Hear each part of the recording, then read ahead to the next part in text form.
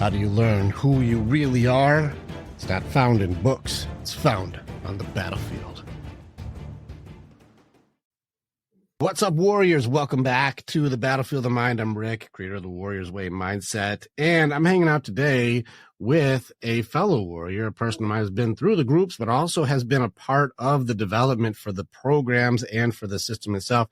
It's my boy, Matthew Stenson-Bos. So, Matthew, you got a cool journey, dude. I'm actually really proud of you for the stuff that you've done, and I'm excited to hear some of your stuff, but these guys have no idea who you are yet. So who the heck are you to everyone? Well, thanks for having me, Rick. It's a pleasure to be here. To answer the question, who am I? Well, you could answer that question in a few ways. I'll say what I do. I am a coach who helps people get out of really difficult shit. Or you could say that my tagline is, we help people turn their toughest battles into their greatest legends. That's Forging Your Legend, the name of my business. So I've focused especially on helping people get out of chronic illness because that's a lot of where my journey came from. But, you know, I work with a lot of things that fall into that category of difficult shit that people feel like they don't have a solution for. And besides that, my other passion is music. So everyone loves music.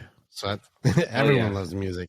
Here's what I want to do, though. And I know your story, but people don't really know your story. I really enjoyed knowing who you were because you came from hell. And this is where I related to you when I met you.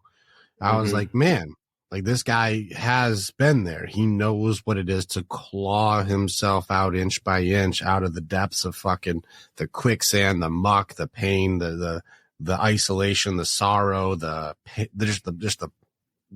bitterness of fucking darkness itself. Tell people like your story so they can get an idea, like what makes this guy even worth listening to, and what did he do? Where was he? Yeah, so I'll tell you the short version because anybody who's been through hell knows that there are so many details and twists and turns that you just can't tell it all. I'll give you the version, and then feel free to ask any questions you want to ask. But so I had some health issues that started fairly young. You know, when I was a kid, they were annoying and they'd get in the way a little bit, but they weren't killing me or anything at that point. And as I got to be about 13, added in other things, 15, added in other things to the point where, you know, I had a list of symptoms that just kept growing and growing, and started going to doctors and they couldn't help me. You know, I went from just like little things like insomnia, stomach pain, anxiety, to had chronic pain in my neck and spine, chronic pain in my arms, pretty major depression, started having to give up the things I loved to do. You know, at 15, the thing I was most obsessed with was playing the drums. I still love playing the drums, but imagine giving up the thing that you love most in the world at 15. You know, it's kind of like, you know, your first breakup. It's brutal. And people can say, wow, you're young, you got plenty of life to live. No, it to this day was still one of the most brutal things I went through. Even though so many things after that were so much worse, there's something uniquely terrible about losing something you love and breaking that glass menagerie, so to speak, of your illusion of life is going to be good and I'm going to be able to do the things I want to do. So from there, things descended further, and I had everything from a collapsed lung to I had a seizure that knocked me out for 5 hours and should have killed me. To this day, I'm not sure how I survived it because I was thrashing for quite a while before anybody found me. I went from, you know, being really high functioning, really just excelling at everything, to I limped my way into college and had to drop out, tried it twice. The second time I tried it, I really spectacularly fell apart. I got to the point where every day I was just like having a complete mental, physical, emotional breakdown. I was exposed to mold and toxic chemicals, and all that shit just really fucked up my brain bad. And got to the point where I was bedbound for a few years. I was really, really dissociated, like to the point where I'd sometimes go months without actually feeling the world around me. And I was operating only out of a place of like, I don't know how to put it other than to say there was like a voice in my brain that operated for me. Like if I were having a conversation, I could find words, but I wasn't there. I was just like watching myself, maybe I wasn't even watching myself. It was just happening. And that's how I got through the little bit of functioning I could do. Sometimes I would go 3 weeks without going down a staircase. And at that point, there's just not a lot of hope you have when you've gone through every doctor you can imagine, done everything from, the Mayo Clinic and the traditional medical route with the allopathic doctors to herbalism and homeopathy and chiropractic and mind-body stuff and hallucinogenic plant medicine and religious healing. Nothing touched it. And I was 15 years in and just ready to die. And, there were only a couple things that kept sticking in my head. One was I hadn't recorded any of my music. One was I knew I was going to meet my lady one day and that she was going to need me, that she wasn't going to make it without me.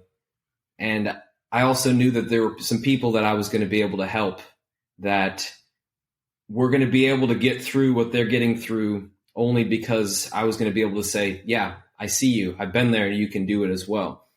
So those things kind of stuck with me. And somehow I started to drag myself out of that pit of hell. And, now I spend my time coaching people, making music. And that's the short version of the journey. So I like it. I also got to give praise, because going what people won't understand, I think, is just the concept of you had years where you didn't move. That's a long time. It's a crazy long time. It's like in that period, I might have left the house, once every few months. And if I got to go sit in the yard and have my feet in the grass, that was a really good day. It's a lot of weight, man. I think people take for granted the blessings that we're sitting with, and people like you are a good reminder of you didn't really do anything for that to happen. It wasn't like you were trying to do a hold my beer or hold my Red Bull moment and jumped off of something dumb and they got paralyzed. It just not that you know of. Right. Well, yeah. That was why it all went down. But it hit. Something happened that wasn't in your control, and then all control was taken away. I could probably go down the rabbit hole with you down on that, but I want to go a little bit more towards the purpose element of what you had, the take care of my girl, make music, help others, and what hope even was. And so, honor to you to be able to say, you know what, there's an option here to give up and do nothing. And yet here you choose to find purpose when there is hopelessness, and then you fought your way out. Tell me a little bit of the journey of how you did it, because you said I tried everybody else's way and it didn't work, and you found your own way, and that's led you to help others. Can you maybe give me a little bit of what's your own way so that I can go, man, I need to apply some of this life lesson to myself? That's a great question. So I used some tools that got me started. I used some brain retraining programs that were helpful. And so I started to build off of those, because I found that every program out there had some major limitations.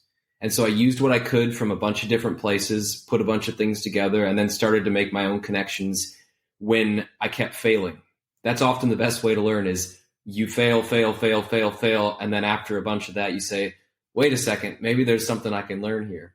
So yeah, I definitely at times wanted to give up, because when you try to do one thing for 15 years and you are worse than when you started by a long shot, that's the kind of shit that makes you lose your mind. And I did lose my mind at one point, but at a certain point, like I said, I found these brain retraining tools, and they got me a certain foundation built.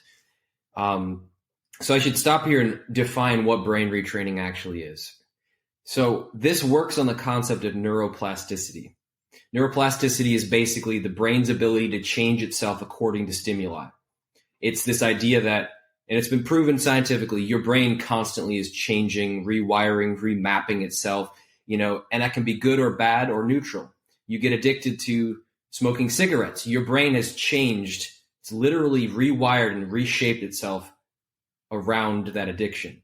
Now, you can also get rewiring because every day you get up and say, I'm going to do the best I can. I love myself. I'm going to show up and I'm going to serve. That's also rewiring your brain. So taking that farther, you can be very, very, very deliberate about how you actually rewire your brain. And I got very, you have to say obsessive, because I was in such a dark place where my brain was so broken.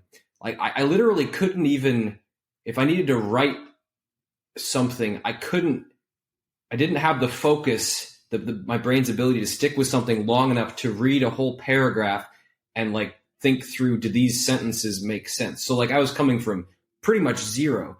So I was brain retraining every moment that I was awake.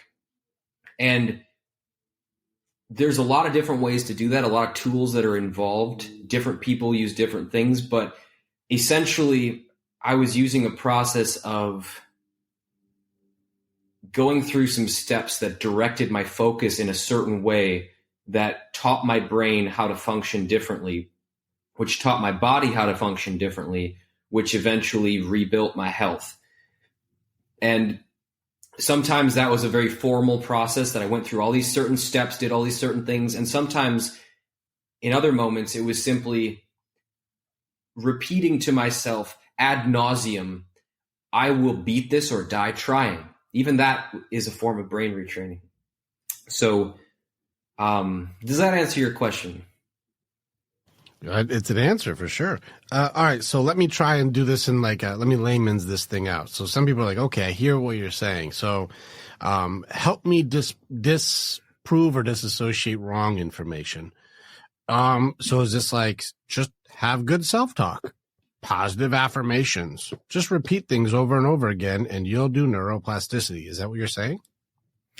I mean, that's not a tool for neuroplasticity. Honestly, if you simply have an inner dialogue all day of, I can do anything, I'm amazing, God loves me, etc., that is a form of neuroplasticity. But if you're dealing with really, really deep, dark, difficult shit, that's probably not going to be enough, because you can sit there and repeat to yourself, I love myself all day, but if the feeling isn't there with it, it's not going to do a whole lot.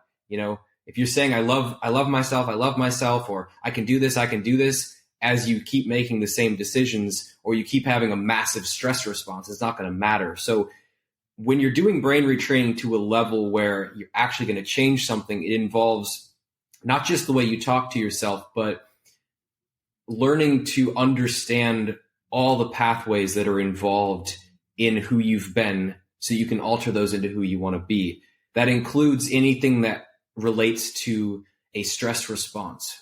I'm not saying all stress is bad, but like stress should be, I got to get this done, and I'm going to have a little positive stress to get me there. That's an example. Or I got to save somebody's life right now, or got to save my own life. But most people are operating under this chronic stress response, and that's what we got to shift. If you're not shifting that stress response, it's not going to change a whole lot. So it's self-talk, it's changing pathways, it's altering that stress response and getting yourself into positive neurology, like, getting the dopamine, the serotonin, the oxytocin, the endorphins going instead of the cortisol, adrenaline, norepinephrine. That's how I describe that. Nice. All right. So let me repeat, and I'm probably adding to this based on what I do, because you've been through my stuff too. So I'm maybe adding. So just help me see if this clarity helps give a step by step. You said it's the way you talk to yourself, and then you added in how do you feel about it. Then you get to the understanding of thyself, and then it rewires a belief system that you really do believe what it is, and that starts to change your neuroplasticity. Yeah, that's a big part of it. I could break it down even further if you want and say, please, let's go. Let's see, what did I all use? So when I describe that formal process that I mentioned earlier, that's what we might call a brain retraining round, okay? And without getting into crazy detail on it, it essentially is, okay, you're recognizing a pathway, you're stopping that pathway, literally, often out loud, often with emotion of your arms of some kind, engaging your physiology in that decision. And then you are, maybe doing some self-talk like, hey, I love you, you're safe, it's going to be all right, or whatever kind of words you need to hear if you were your own coach. Then you're going into making a decision. You're stating out loud, this is what I choose instead. And then you're going to back that up in some way.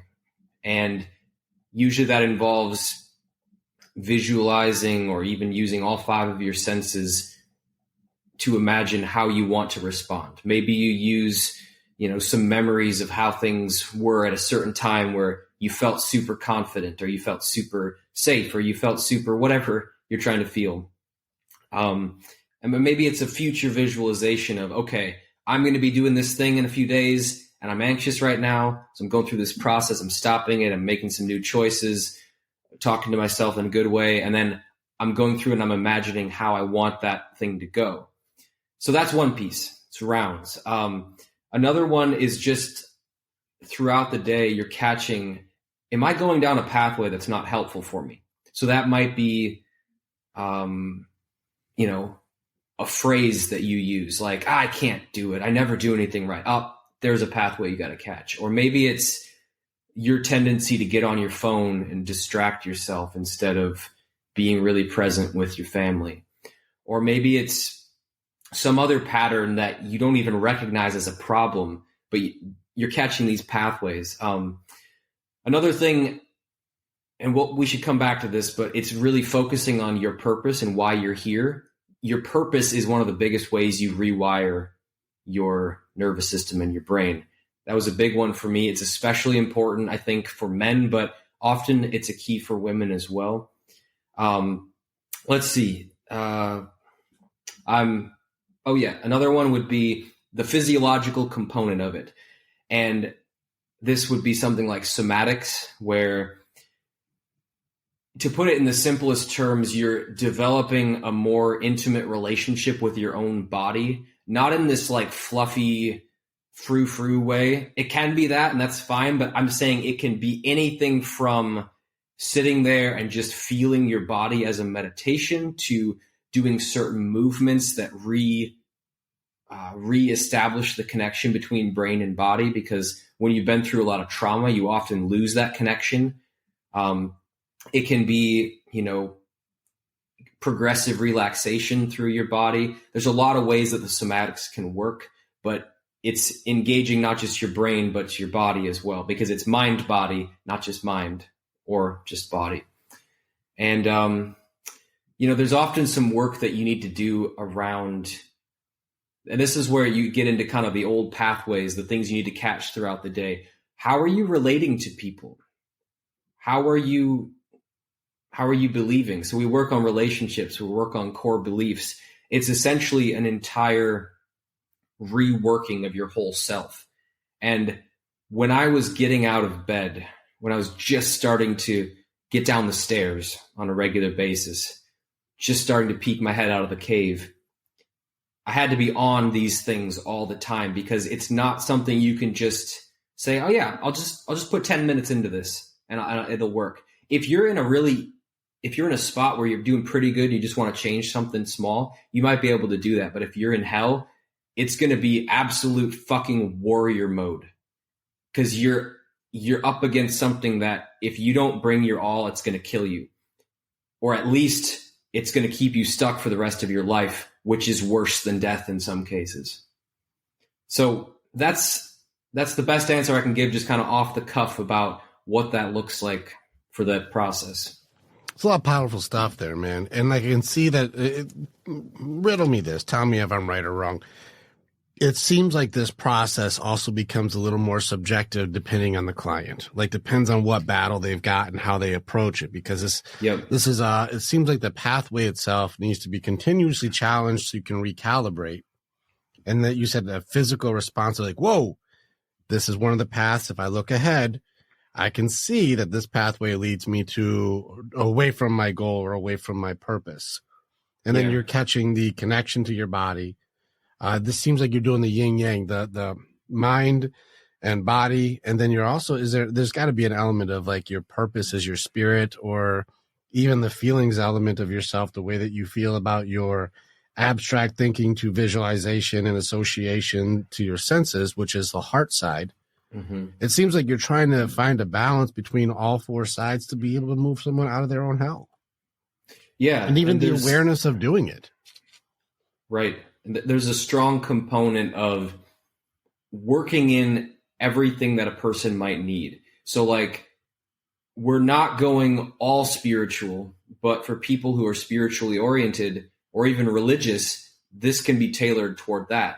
And for people who really just need that self-love approach of like, I was abused growing up. I'm not saying me, I'm just saying like if a person was abused growing up, like, and they didn't get any love whatsoever, they might need the path that's more regulated toward, emotional nurturing. And some people might really need to hone in on that purpose element. And it just depends on where they're coming from. Because just to give you another example, some people that I work with, they have run themselves into the ground for 30 years based on the idea that they're never enough and they just got to do more. They got to do more. They got to do more. So for those people, we'll work on something like, you know what? Fuck it.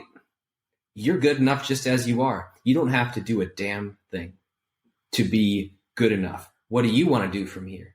And for other people who've had more of that learned helplessness thing, never fully developed, it might be more of a, all right, we just got to take massive action here. Let's teach your brain that you can just go out there and do shit, make it happen. Who cares if you screw up? You need to do more. Let's get going. And so it's very individual. I like to think of this as a consciousness technology that can be applied to pretty much any situation. Stay with us. We'll be right back. Warrior, thank you so much for being a part of the information that we have. And you're part of our story as we are a part of yours. It's very much an honor to be able to connect with each other. If you want to know more or you want to get started with working with me or working with our warriors so that you can begin your path to authenticity, strength, leadership, and accountability, this is the way. Together, we are way stronger. Now you get to choose. Do you go forward or keep doing what you've always done? If you stay where you're at, hey, click on some of the stuff and follow what it is. We got motivational stuff. We've got podcasts. We've got more things. Just subscribe and do the stuff and we'll keep you updated. But if you want to start going in, start jumping into what our programs offer and start your journey and being the hero in your own story.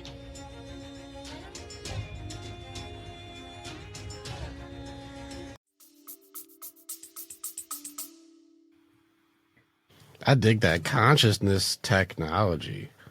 I dig that, man. That's pretty cool.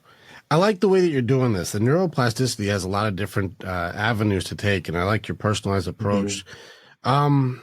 This is badass, dude. I'm just going to put it out there. I don't know if people understand because, like, this is something that listen, you're a brother. I'm just going to throw it out. Just seeing you and hearing how you talk, you wouldn't think that this dude's as tough as he is. I'm just putting it out there. Like this, you're deceptive. You seem like a sweet, kind-hearted, gentle soul. And I'm like, that dude had to rework his entire existence to live. That guy he had to rebuild everything. He couldn't fucking move and had to build himself up. And most people would have just threw the towel in with you. Hell, most people probably would have quit and given up and just been like, I'm just going to die it out. I'm just going to die. And you fought to be able to even move again. Like, you figured it out when all traditional things didn't work, when all the holistic stuff wasn't working. You're like, I guess I have to build something new. Yeah. And the best time to do that is often when you're burned down to nothing. Yeah. Well, you reveal you to yourself when you're broken all the way down to rock bottom. And this is where I love when people hit the bottom. You'll find out who you really are when you have to. Those are the people I actually like working with the best.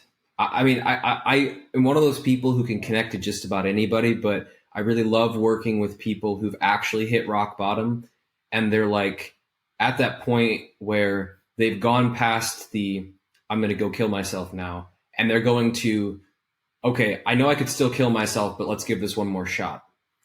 There's something so magical about that moment, and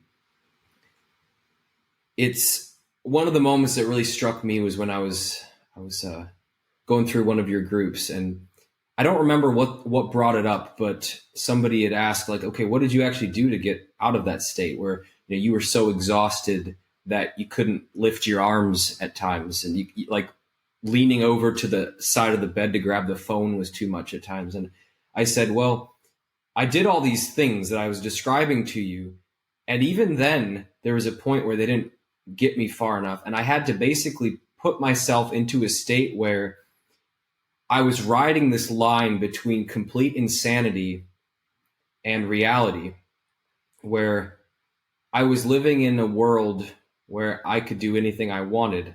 I was listening to people like James Lawrence, who did 100 Ironman triathlons in 100 days. And I was comparing myself to them, not out of a sense of I'm not good enough, but out of a sense of I got to go crazy with this. Because if I just think, okay, I'm gonna heal, it's gonna happen. That's great for some people. For me, it wasn't working. And so I had to go into this alternate reality that I kept up in my head 24/7, while at the same time not getting committed into a mental hospital for it. And that was the moment where I was like, holy shit, that was crazy what I did. And I have yet to find very many people who have that kind of commitment. That's the thing that's hard. It's not the, okay, I'm going to try it one more time. It's not the, okay, I'm going to do the things I'm told to do. It's committing to the things that are all day, every day. And when they're still not working. By the way, when I started doing this stuff, it still took me years. It still took me years to pull this off. And I had to get to that point of committing where I was genuinely asking myself, am I insane? And I said, let me be insane if that's what it takes. Hell yeah, dude. I'll lean into the warrior with you. Like, I'll lean into it. If sometimes extreme is necessary. Now, I'm not saying I'm going violent against everybody, but sometimes finding your limit and then kicking it out the fucking window is part of the challenge. Let me ask you something. Like, and this is probably going to be like, you feel free to like plead the fifth. All right. So you've had to do this. You had to take yourself to the fucking brink of insanity to push yourself to the very limit of limits in order to pull yourself back, even just to baseline. You've had to fight hard to get here. What is your opinion society right now? Because we're in what we consider the good times. We have technology that makes life easier. People have food, shelter, water. We have all these people around us. There's no real super hardships. There's things happening in the news, but even in America, there's a heavy disassociation to reality. And you see people struggling with like a feeling instead of having to do the kind of push yourself to the limit like mentality you're talking about. Right. Now, I know we talk about no blame, shame, and judgments. But is there a little bit of like, come on, you big softies? Like you don't even know what you don't know yet. Do you ever get a little frustrated with like the society stuff? I know. I'm pushing it, but I'm just asking. Well, that's a good question. I see it like two things at once here. And often people struggle with this. Just as a side note, people struggle to hold two concepts at once that seem to kind of contradict each other. And, like, somebody can think differently from you and still be a decent person. There's a lesson that the world hasn't quite caught up with yet. But two things are true here. One is that, yes, in some ways we have it better than we've ever had it before. We have more convenience than we've ever had, and people are just insanely soft in a certain way. And people do need to learn a certain type of toughness. And at the same time, the kind of stress we're under now is unlike anything before in history. Nowadays, you have to do all these very unnatural things in a lot of cases just to survive. The food we're eating is poisoned, the water's poisoned, the air's poisoned. We have ungodly amounts of toxic metals in our bodies. Even people who are fairly healthy do. Everybody's just being bombarded with constant propaganda about how awful the world is. And it's not to say we're victims or we're stuck or there's nothing we can do, but there's a unique kind of stress that people are under. And so that's why a lot of my work focuses on getting out of that chronic stress response, getting out of that reactive doom scrolling, got nothing I can do, I'm under the boot of the man kind of mentality, or, I'm stuck in chronic illness, I'll never heal this, into what do I need to do? How do I show up? Not how do I fix it all today, but what's the thing I can do today? What's the one way I can show up a little bit better? And when you start from a place not of, you're a weak little bitch, figure it out, that works for some people. For other people, they need to hear, hey, there's no shame about this. It's your choice. You're worthy just for existing, but if you want more than this, you're going to have to toughen up too. That's where I try to come from. It's that balance of kindness and toughness, because I think that's where there's two ends of the spectrum, obviously, but in the middle of the spectrum, a lot of people just need some of both. So, yeah, like you have to, man. There's a balance in battle, and I think this is the thing where it's thrown around often, especially Warriors Way talk. You've been with us, where they have the warrior in the garden mentality. It's better to be trained and not need it than untrained and wish you knew it. It's better to be capable but at peace instead of in combat or in war and having no skills at all. And right. So it's better to have it and not need it. And so a lot of people don't ever train to be tough, and they don't train to fight through hard things, and they'll blame and they'll shame and they'll judge. And we're in an interesting time right now where people are, what's that saying? Hard times make strong people make good times makes weak people make hard times. Yep. And we're in the good times. And good times makes weak people. I would say we're passing out of the good times and we're heading into the hard times because the weak people have been running the show a little too long. And you're starting to see the return now. You're seeing people like you and me and a lot of other people like us saying, hey, we got to build ourselves again. We got too fat and lazy, metaphorically or literally, and we got to build ourselves again. We got to make Probably our both. world great again. It's both. There's a lot of people where I'm like, man, you have gotten to the point where I don't know if you can handle your own weight, let alone take others on. Like, there's a lot happening here. There's a lot happening. I had a weird one. Well, actually, there's two things I'm going to do. First, let's get into the concept that I think that we need to be able to have for each other. You just said the two concepts at once, and it's said often, but it bears repeating. We can think differently and still be decent people. We can disagree and still be decent. Give me just your personal opinion on that statement. Well, what do you want to know? Be more specific with me.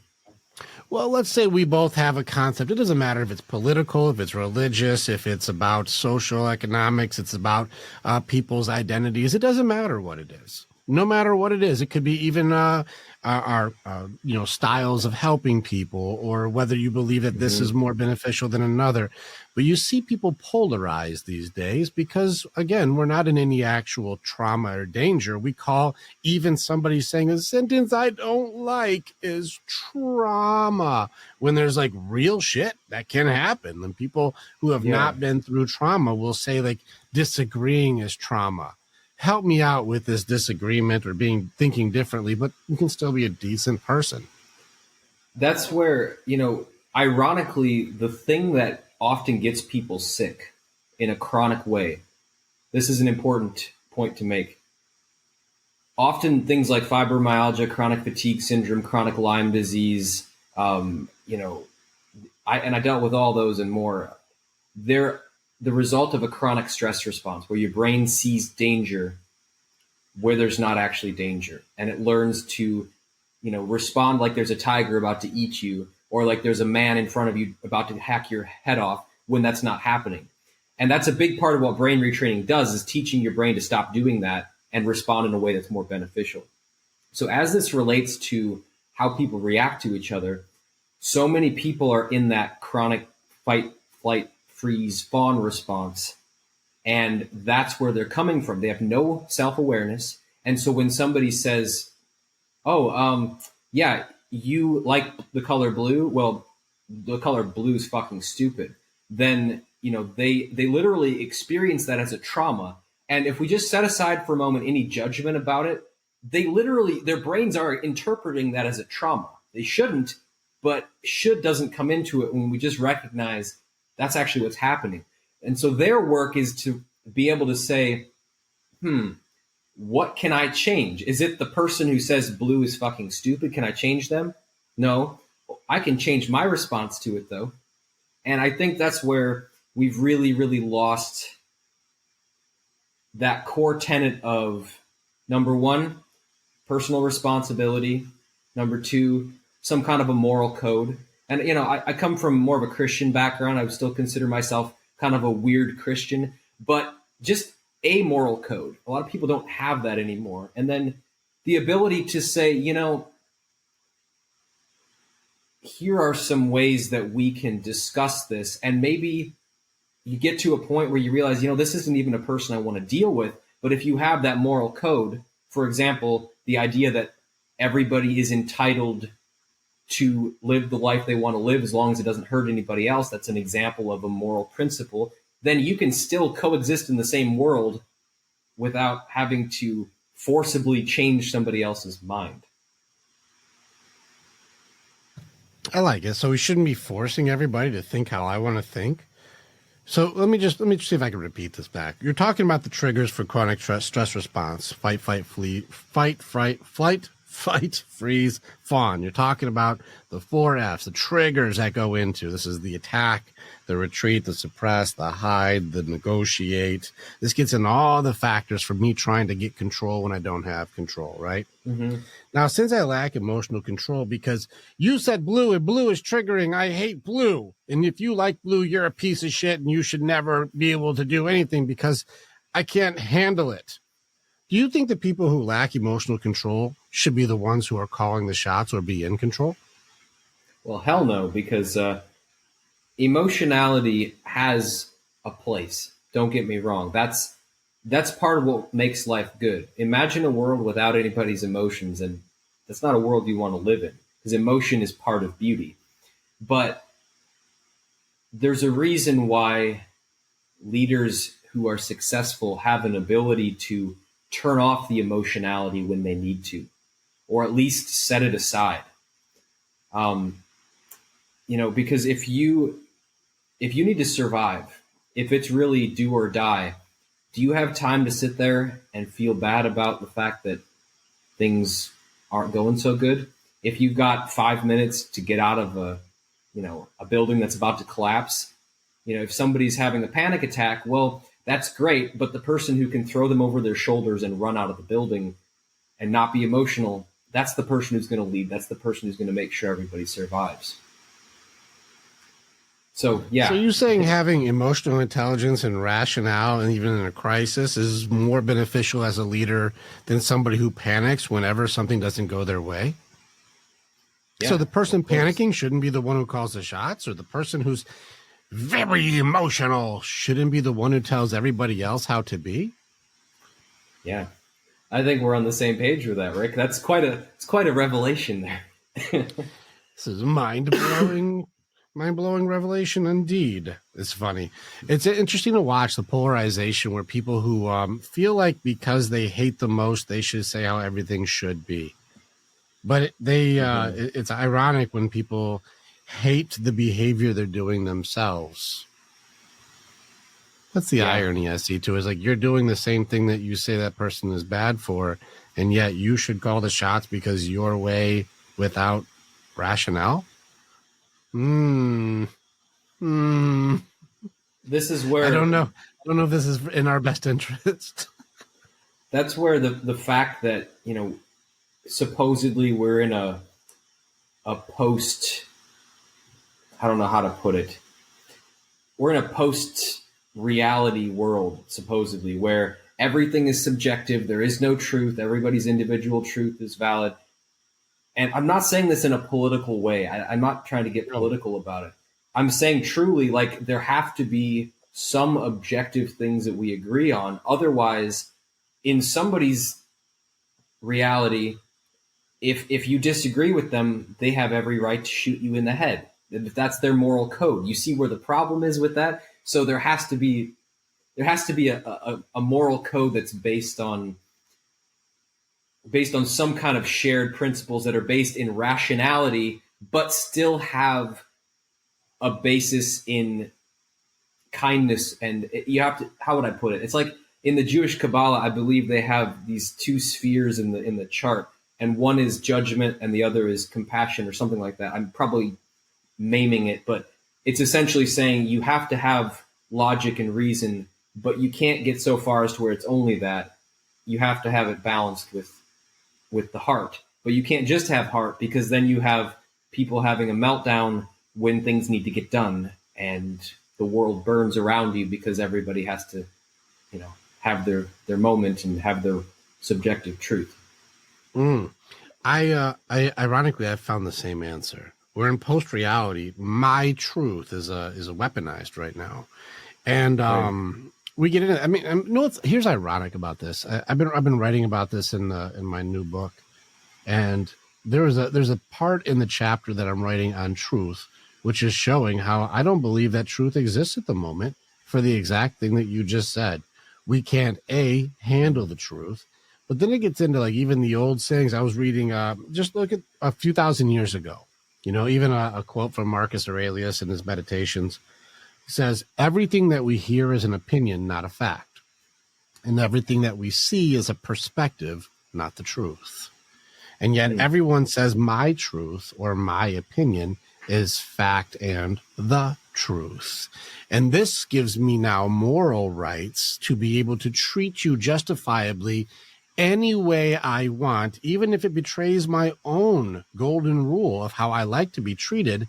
I can create a justification based on a subjective truth to make me the good one while I do things that would be very bad if done to me. This is the way of today's soft society.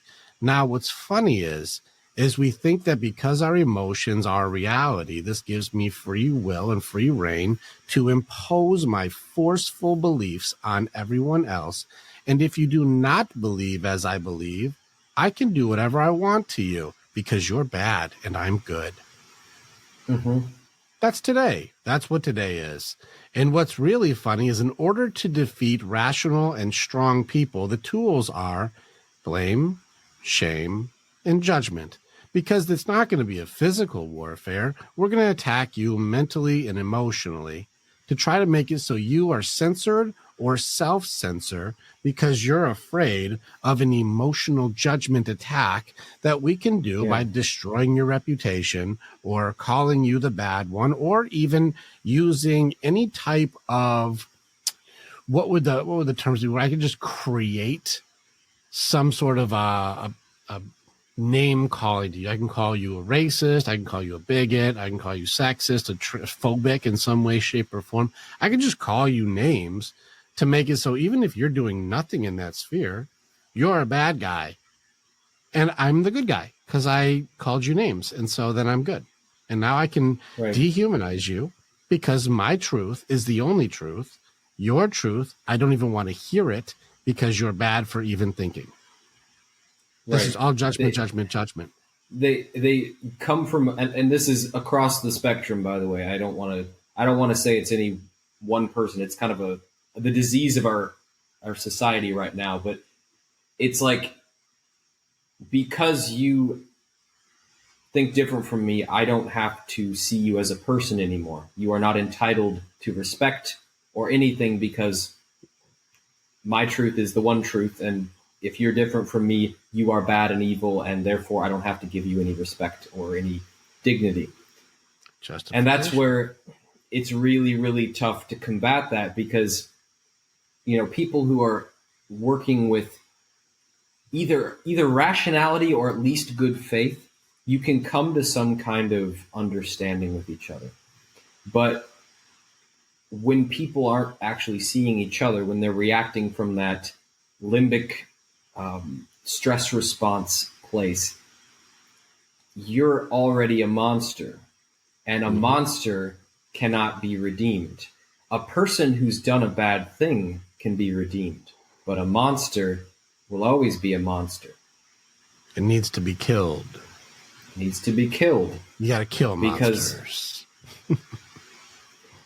So it's an interesting predicament, but I'm a big believer to, kind of turn toward the solution. I'm a big believer that sometimes people just need more love. And sometimes that love is tough love. Sometimes that love is, sometimes somebody just is reactive and awful because they've been treated badly. And sometimes we can just sit there and be like, hey, I see you. What you're doing is not okay, but I just want you to know, like, I still care about you, or I still respect you as a human, even though you're being a dick to me. And that could sometimes change people. And for those that it doesn't, we just got to keep fighting the battle of what you feel. It's not to say it doesn't matter, but you can't use your feelings to shame somebody and shut somebody up, because then you're just turning what happened to you around onto other people.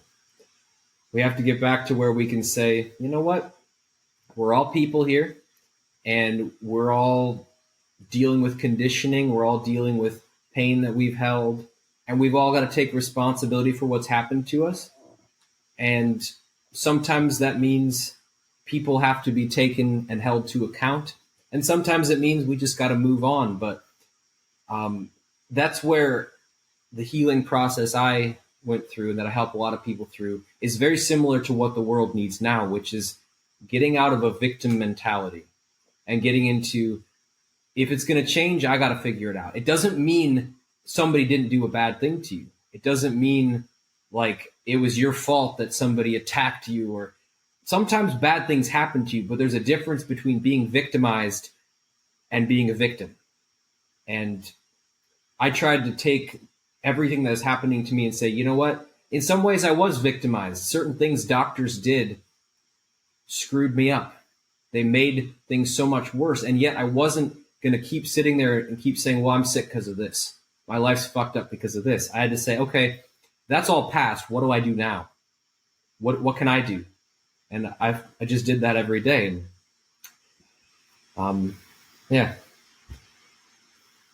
I like that you said that. I got a hypothesis for you then, because you're saying I'm working on helping people to get stronger because I've been through tough things, and the whole concepts of hurt people. Well, this is the victim mentality versus the victimized mentality.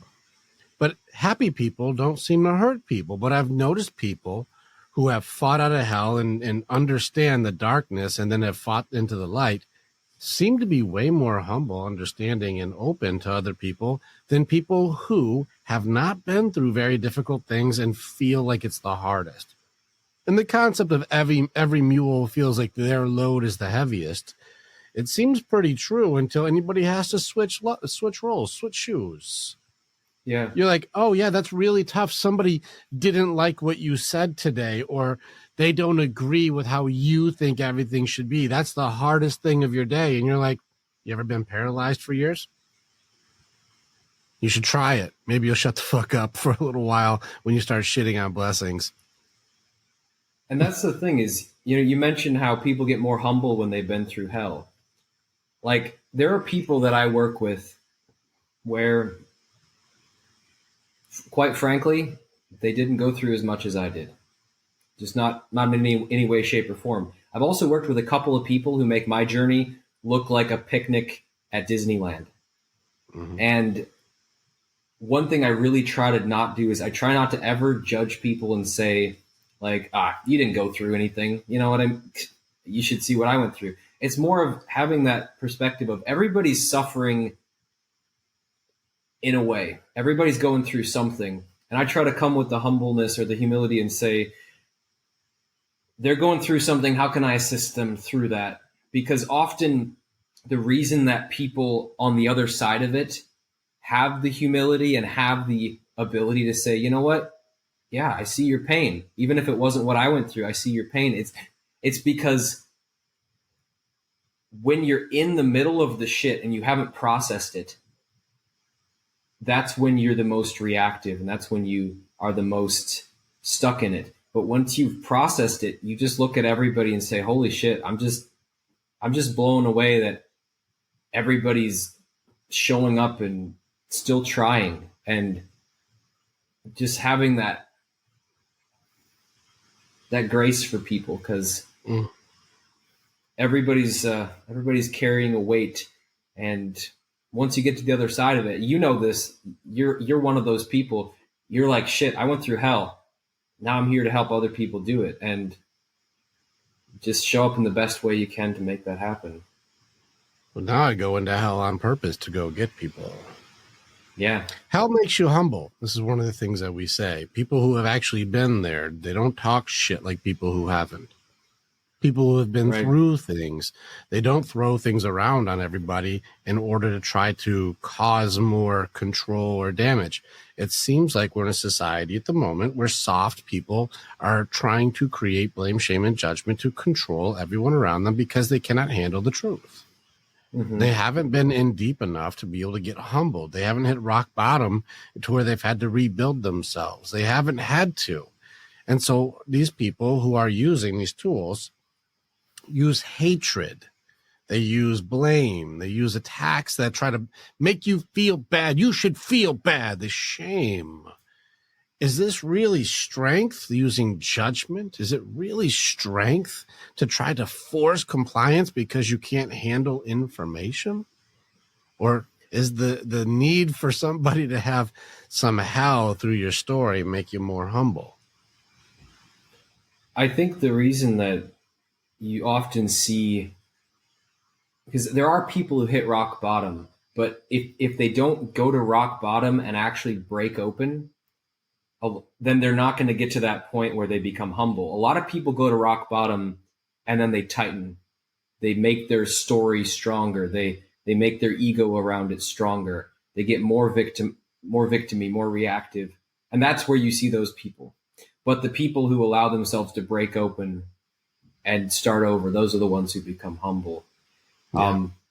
It's often a dynamic of, I'll give you a good example. Like, I'm neither on the side of shitting on the Christian church, nor am I on the side of embracing every single thing about it. And there were definitely ways in which, in the US, it's been Christianity. In other parts of the world, it's been other religions or other systems, but people have been really mistreated at times in ways where somebody forced their beliefs on them. And the sad irony is now they're repeating that cycle.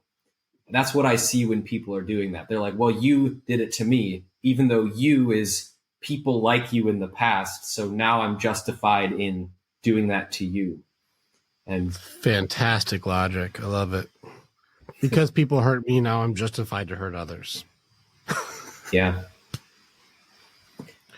There's a quote that I enjoy. People throw around all these kinds of things where they can, justify the judgments that they're doing and how they can treat people, especially church hurt and stuff like that.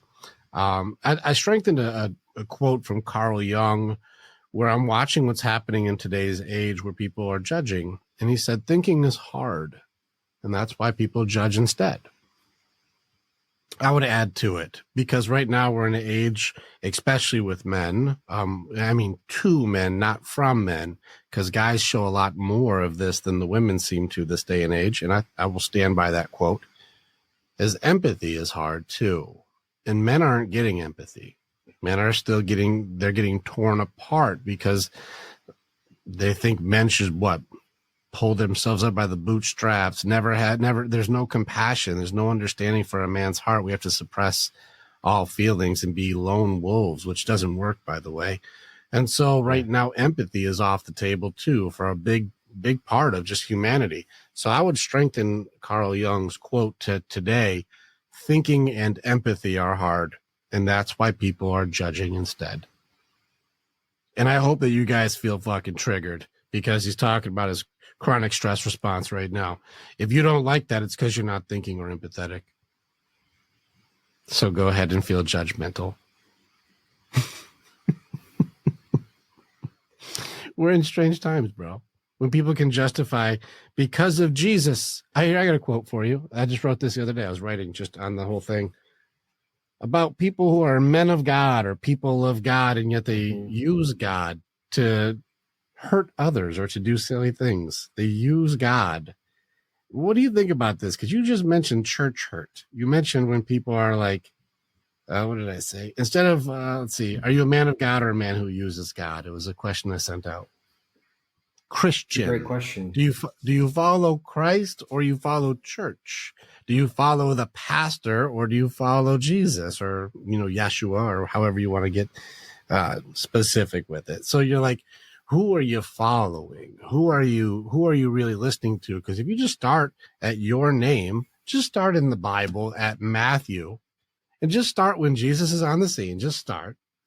And then go, I listened to what Christ said, not what this guy, not Bob or Pastor Steve or whatever, what he said. I'm going to go like, well, what Jesus said in Matthew 7, I'm not supposed to judge everybody unless I want to be judged myself. And he also said that there will be false prophets. There's going to be people who do all this stuff in my name. I've cast out demons, and I protested, and I beat up people, and I shamed people, and I judged people, and said, you're going to hell, and you're going to hell. I did all these amazing things in your name, and I killed, and I canceled, and I've hurt people because I'm a good person. By the way, if you have to sell you're a good person, you're probably not one. And so, because good people don't sell, they're good people. So here I am doing all these things in God's name and in Jesus's name. I'm the good one. I told a 14-year-old girl who's going through a tough time at the abortion clinic she's a fucking whore and she should die, and she's the worst. See you in hell, you're going to burn. I told her that in God's name. I told her in Jesus's name, I'm a good person. And you're like, oh, which Christ are you talking about? Because I don't think Jesus did a lot of that stuff. Well, you're a bad person. You should be kicked out of the church, because Jesus only worked with the good ones, and he didn't help anybody who needed help. He only worked with the healthy, good ones. He didn't work with the sinners. He didn't do that. I'm like, which Christ are you talking about? If you're a Christian, maybe read Christ. But if you're going off of blame, shame, and judgment, guilt, and the parts of the church that tell you you're good and bad and where you're going to go with grand judgment, that's not my job. I don't know the criteria. I'm not up with St. Peter or Jesus or God to go, here's where you're going. I don't know the damn rules. But people will use their own opinions and then use God as an excuse to do harm. They've been doing it for years. It's power, control. You talked about church hurt, and this is me maybe venting a little, but what do you think? I'm with you. Like, nowadays, people call God different things. They have different ways of putting something on a pedestal and doing something in the name of that. It's God, or it's Jesus, or it's equality, or it's anti-racism, or, you can pick any God to put on a pedestal and be a complete asshole in its name. And, I think a lot of people nowadays, like I said, they were hurt in a certain way. So they say, well, I'm not religious. I'm doing this in the name of something that's right and good. And well, that's what most people think they're doing, is they think they're the hero in the story. And my whole mentality, and this is kind of like, if you read my website, this is what I say about my philosophy and the work I do with men. You can be tough and kind at the same time. To apply to this situation, you can stand in the truth and you can still be decent about it. There aren't that many cases where being an asshole is going to help. Occasionally, perhaps, but mostly you can actually convey more with calm and steadiness and straightforwardness. To give you an example, like if you need to be really, really, really boundaried and firm with somebody, and you even need to tell them, like, if you come here again, we're going to have a problem. If you come here and threaten my family, I will kill you. If that's something that needs to be conveyed truly, how is that going to come across better? If you say it calmly, to the point, right in the eyes, or is it going to be better if you're just like foaming at the mouth? It's an extreme example, but to take it like, let's say you feel like you need to judge something. Maybe somebody's, doing drugs or whatever, and their life is going off the rails. Is that going to be better communicated by screaming at them and telling them what a piece of shit they are? Or is that going to be better communicated by saying, this isn't right what you're doing. I'm not going to support this path you're on, but I'm here and I love you. And if you want to make this change, I've got you. You're worth it. Which one of those is true strength? The one who can be calm, stoic, strong, hold their line, and be compassionate and understanding at the same time, or the person who's lost control and they're in force mode and raging out, fuck you, you mother, you're a piece of shit, you garbage. And that's supposed to somehow be healing. That's the leader. That's who should be in charge. When I work with my warriors, we're tactical with the way we give our fucks. we don't give fucks away willy-nilly. You don't give a fuck about everything. Be tactical in how you give your fucks. And here we are in a point where somebody is struggling. They're hurting. They're doing some sort of self-harm in order to feel good when they feel terrible. And the way they choose to do it may not be healthy. You said drugs or alcohol or any type of addictive personality stuff. It can be attention. It can be online shopping, social media, pornography, you name it.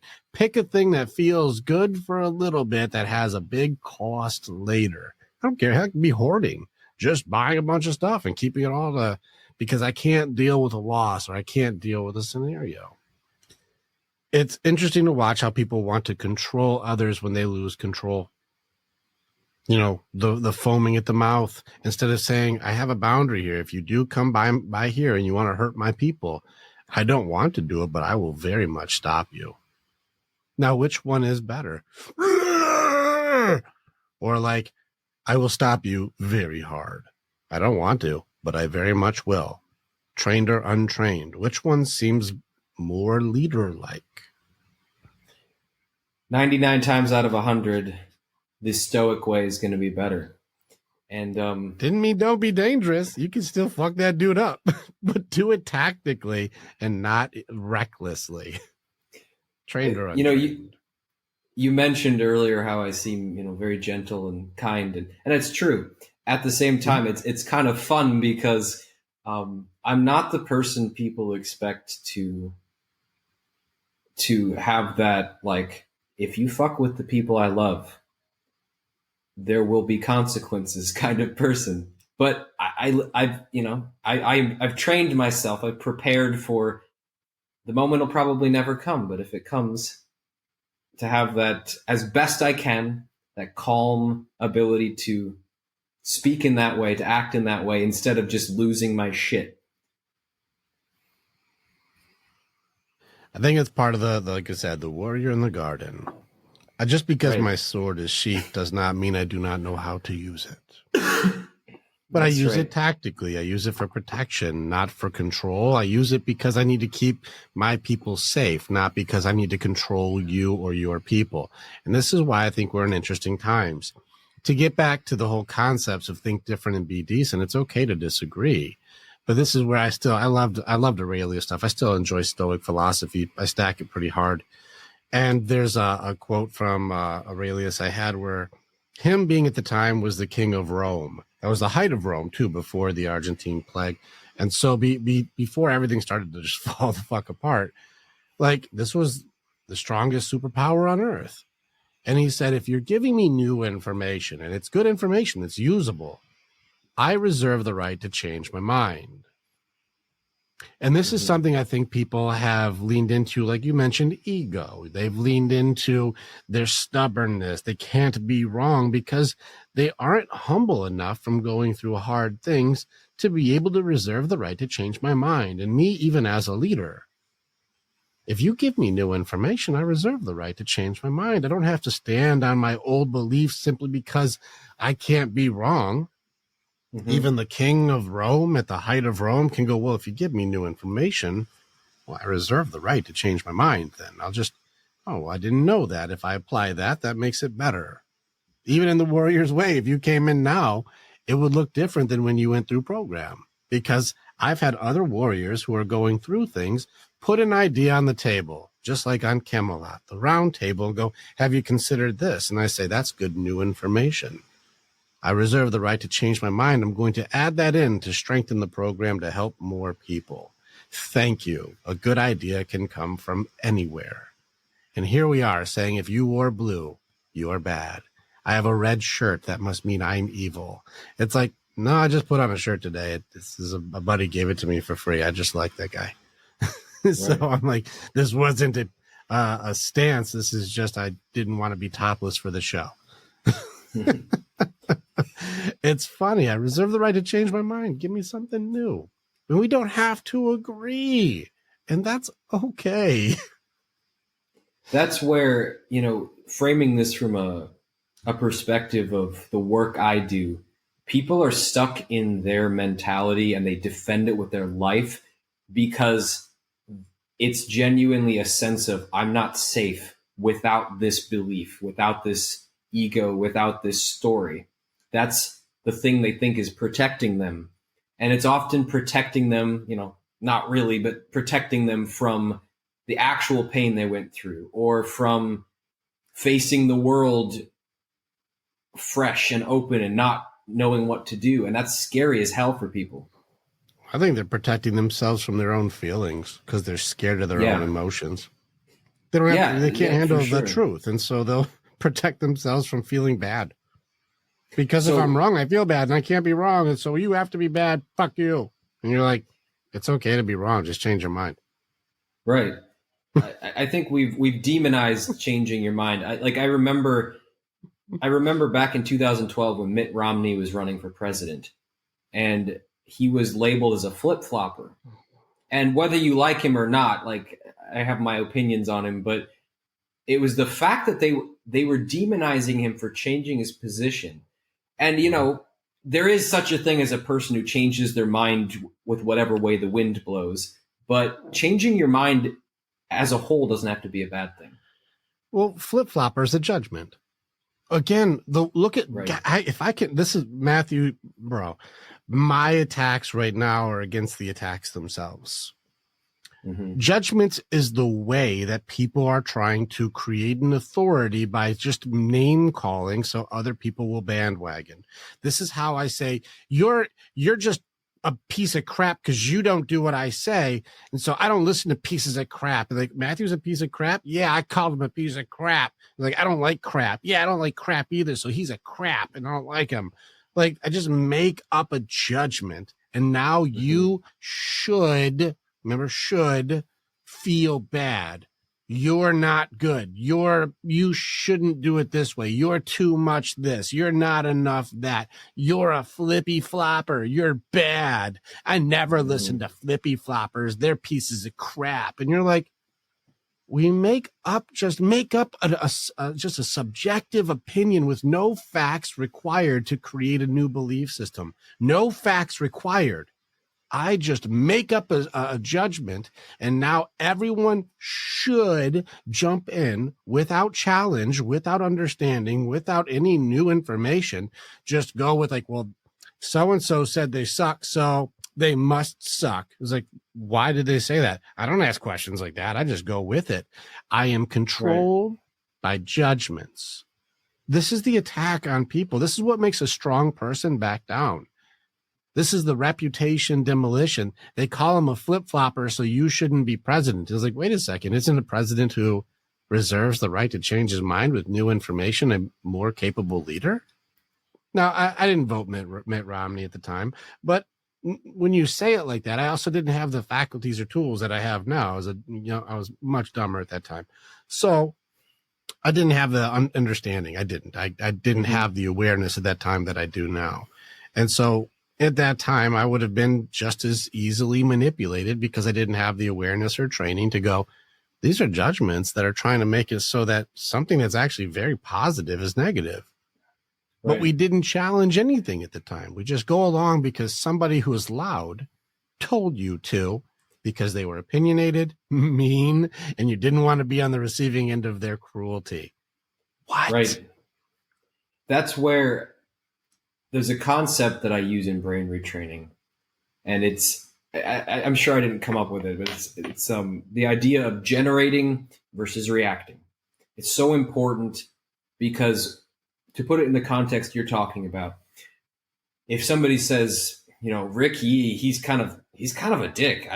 Oh, is he? I haven't actually met him. I haven't seen anything he's done, but somebody said that. So, he must be a dick, right? Whereas that's reacting. That's people getting their ideas from social media, getting their ideas from whatever. But if I am generating, I'm going to be saying to myself, well, first of all, what do I believe? Okay, here are the facts. I've never talked to Rick. I'm going to go form my own opinion. Or, if you take like a different situation, like, let's say you're dealing with an addiction. The reactive approach would be to say, well, I went through all this stuff and I'm going to keep running from it. I'm going to keep avoiding myself. I'm going to keep coping in this unhealthy way. The generative approach would be stop and say, how do I want to respond to this? What are the facts here? What's going to happen if I keep taking this approach? And I think a lot of people don't have the awareness level to do that. And when they do have the awareness, they might get a moment of clarity, but then because they lack the tools to do it, then they just start to feel bad. And they're like, if I start to look at that too closely, I'll realize I'm a shitty person, or I've acted like a shitty person, and I don't want to see that. So I'm just going to go back to reacting so I don't have to look too hard. Because, it's one thing to just be like, oh yeah, Rick's a dick. Like that doesn't have a huge consequence as long as you're not like spitting it out everywhere. But there are decisions that we make like that reactively that have big consequences, and we don't want to look back and see, oh, I really fucked that up. I really screwed up somebody's life by being reactive. And that's a tough moment to hold space for yourself in that, and to say, okay, what happens now that I see that I'm doing the thing that I hate people for, and I've accused them of being horrible people and monsters? That would make me a monster. So I better hide that as far away from myself as possible. And I better stay reactive and stay a victim so that I don't have to take responsibility and look at that. It's tough to do. I have compassion. It's tough to do because it'll break your world, but then it'll get better. Thinking and empathy are hard, and that's why people judge instead. And I'm not above it. Like I've had moments where somebody was like, oh yeah, that person, total loser. And I'm like, oh, that person's a total loser. Okay. And then I stop myself and I'm like, oh, I haven't looked into that myself. Oh, we'll just go with you name called. I'll just jump on with you. Yeah. This is where people are having a hard time if they're not disagreeable. It's okay to ask questions like why, and then go and challenge things to see does it make any sense or not. It's okay to disagree, and I reserve the right to change my mind. Well said. I got a twist for you, Matthew. We've been killing this thing for a little bit. I feel like we beat the shit out of that dead horse. How about this? I got a fun one for you, and then we can bounce out of here. All right. Congratulations, my friend. You just found the genie's lamp, and I am your genie. I'm your Robin Williams or your Will Smith, depending on your age. And so here I am. I'm your genie. You get 3 wishes, Matthew. 3 wishes. Now think clearly, because most genie stories are tragedies. So make sure that you think hard on your wishes. Now, of course, genie rules. You can't wish for more wishes. You can't bring people back from the dead, and you can't wish for people to love you. That's fucked up. So Now we're here. You get 3 wishes. What would your wishes be? That's a great question. Feel free to fuck this up. It's funnier if you do. If you want $1 million bucks, I'm going to give you a bunch of deer. Yeah, you got to be very specific, right? I would probably, and I'd have to think about the specifics of this, but I'd probably ask for an amount of gold an amount of gold and other precious metals and land and that kind of wealth that would be the kind of wealth that I would never have to think about it again and would allow me total freedom to do whatever I want, whenever I want, in the ways that are allowed by, financial wealth. And more importantly, would allow me to then turn around and bless the world the way that I want to, because there's a lot of things I would love to do in the world that I can do some just by being myself, but I could do a lot more of with a lot of resources in that way. Beyond that one. Okay, well, listen, you probably get killed by that one because I just drop a bunch of gold on you and now you have all the gold. Yeah. Where do you want it put? Where do you want your gold placed? Where do you want it to be? Because remember, I'm just going to here's gold. Now you're buried in gold and dead.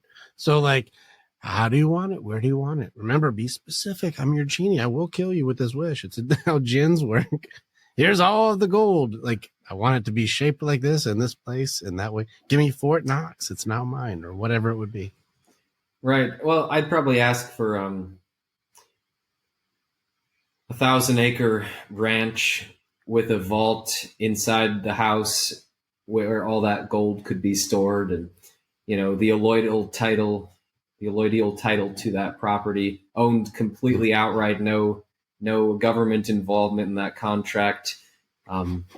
So I'm sure there's ways that you could these wishes start getting into 10 wishes put into one wish. Right. I would like these superpowers in this exact way at this place in this reality and not in a comic book. It's interesting how he has these wishes. Yeah. I would watch enough genie stuff where I also get literal. Right.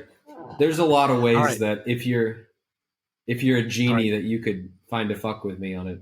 Oh, genies do it all the time. All right. So now you have all this gold. You have all these resources. Now, all right. Now what's your next wish? You have lots of gold, lots of money. I would next wish. I would ask for the ability to heal myself and other people with touch, just literally lay a finger on them and aging and disease are gone. All right. So you can have super healing powers. You can heal by touch.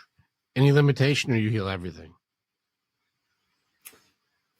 I would say the limitation would be it wouldn't heal something that is truly part of if somebody's got a path that they're walking and that's just part of their path, or if they're truly, it's their time to go, or, it'd be the kind of thing that I could use my discretion not to use. You can't make somebody live forever or something, right? Can't stop death. Maybe delay it, but not stop it forever. How much can we delay it? Ooh.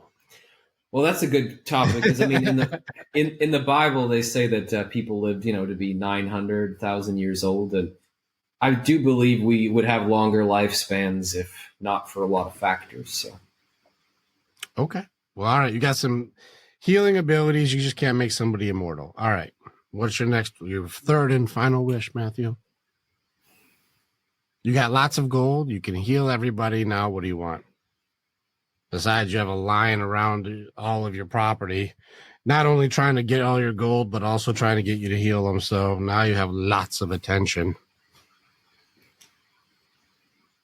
That's a good question. Everyone's lined up around the whole world, man. They're like, this is the guy who cures cancer, cures mental illness, cures diseases, cures everything. And you have to physically touch everybody. So now it's off the charts. Well, I've got a lot of money, so I can hire armed guards to keep them off my property. All right, so now we got armed guards holding people at gunpoint because they want you to touch them and heal them. Now what do we got? Now what? Listen, you got people coming from all over the place. People are pushing their babies in your face, like, here, my baby. And you're like, hold on. I can only do so much. And you got guys putting at gunpoint, get back. And someone's like trying to get your gold while you're trying to heal a baby. And things are going fucking crazy because there's 10,000 people trying to get to your property that's owned only by you. No governmental support. Now what do we do? What's your final wish? I would say peace in my heart. You would love this. We just did a 2-hour training on what the fuck is peace, and we still didn't get to a conclusion because it's such a weird word. Yeah, this is an interesting one for anybody who hasn't been around Rick enough. He really likes to hone in on the definitions of things, to be precise, to be specific, to know what we're actually talking about. And yeah, peace can be a difficult one. I mean, my best stab at a definition would be just. Well, actually, I don't know if I could define it that quickly. I'd have to think about it. No, I'll send you the 2-hour training that we just did because we had brilliant minds. We had doctorates and people in there who were all still going like, this is a head scratcher. Huh. Mm-hmm. It's not that simple because we've had guys who were in war and in firefights, and they said they were in tranquil peace in the middle of a firefight. And then we've had people who will be in a meadow and be calm in the forest and be at peace. And is peace internal, or is it external, or is it both? Is peace discovered, or is it made? Like, this is, if the whole, if you want peace, prepare for war, parabellum, like the whole part, like with how do you get peace? So it's a little more complicated. So if you want peace, I'm like, peace of what? Piece of pie, peace of mind. I don't know what you're talking about. That's true. Listen, your world's in chaos already. We better be specific, because if you got people lined up around your property, you got armed guards now, you've got people screaming and yelling, you have to touch everybody. People are trying to get to you. You got all these stuff going on. I need to help you, bro. Your genie is here. What can I do for you? I don't know what it is. You're making a lot of assumptions here. You're making the assumption that I would be advertising that I can do this. Oh, you think there would be an advertisement needed if there's one person on earth who can cure everybody's ailment, including death? Well, that's the thing. Is advertising campaign. You just need one person you heal. Well, that's the thing. Social media world, you need one person, and now everyone knows. That's why I guess I'd have to wear a mask. You know? Oh shit! Now you're wearing masks. All right, can I help you as your genie, man? You just want to wear masks all day, or what? Well, at any rate, I'd have to define peace of mind, I suppose, peace in the heart. But I know what it feels like. Yeah, it is. I'm a shit genie. Yeah, that's where we get into. Are you a good faith genie, or are you a shit disturber genie, you know? I think it's more that we're, as humans, we're shit wish makers. Yeah. We don't think about the cost of winning.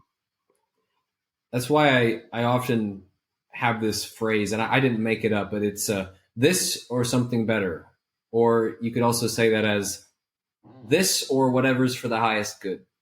Because I don't know everything. Like, if I were told, you're in charge of doing everything the world needs, you can save the world, we'll do whatever you say, I would be scared of that power, because I don't think there's a human being alive with enough context and intelligence to do it all. We all have a piece of it, and my piece of it's from the journey I've had, your piece of it's from the journey you've had, and I feel like I've got some of it, but I couldn't know what to do with all of it. So this or whatever's for the highest good. Yeah, it's a great observation, and it's a good point. We all want to tell everybody how everything is supposed to be. We want to say who is good, who is bad, who is right, who is wrong. You should do it this way. You should do it that way. But everything that we hear is an opinion, not a fact. And everything we see is a perspective, not the truth. And just because you have an opinion or a perspective doesn't mean everyone should. do what you say. Do your deep work, reach into yourself, talk to Matthew, talk to me, talk to people who are actually working with people to help them understand thyself and pull themselves out of hell, because that hell makes you humble. And together we're way stronger than one person having all the power, because we're fucking wrong when we have all the power, as we've noticed. Yeah.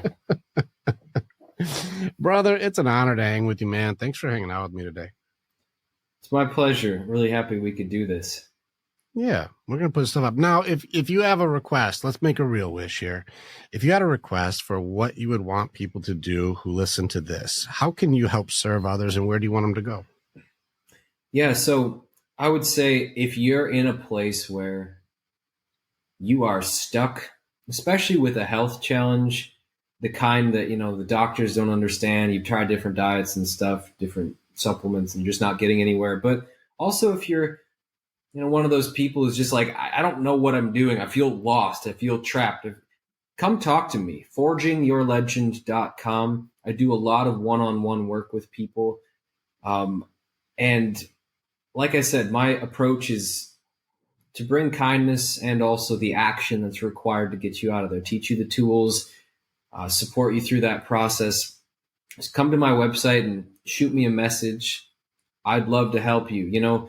I like Rick said, I've been through his program, I've been around his work as well. And, they're different. The ways we work are different, but they're also complementary. So I would just encourage you to reach out, talk to me a little bit, tell me what's going on, and see if I can assist from where you are, because I can tell you that when you've been through something that takes 15 years to even move the needle on, that's a very different thing from I struggled with something for a few months and then I found the solution in the end. That's the end.